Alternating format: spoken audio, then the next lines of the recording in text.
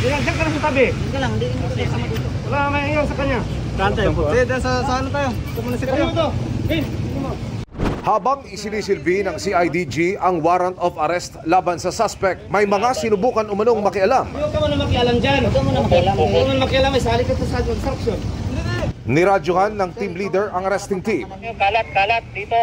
Huwag kayo magpumpukan dyan. Pagkatapos umatras ang backup vehicle para bantayan ang perimeter. Dito na binitbit ang suspect.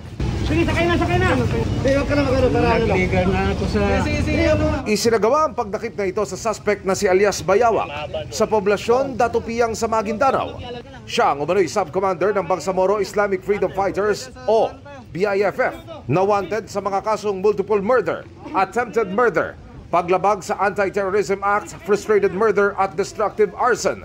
Ayon sa CIDG, si alias Bayawak kasama ang nasa mahigit 100 panyang tauhan na miyembro rin ng BIFF ang lumusob sa isang komunidad sa Datupiyang Maguindanao noong December 2020. Nagugat ito sa isang insidente last December 3, 2020 wherein a group of armed individuals, BIFF members kasama na itong sub-commander na nagharas sa isang bayan, particularly sa Datupiyang, poblasyon Datupiyang under the Maguindanao del Sur.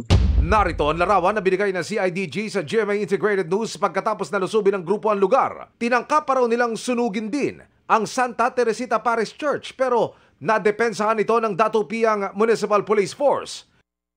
Sinunog nila yung patrol car, pinagbabaril nila yung simbahan and hinaras nila yung mga civilian. Colonel, anong motibo? May mga binanggit sila na mga motibo, allegedly yung mga may nangyayari sa poblasyon Datupiyang na labag sa Islamic faith.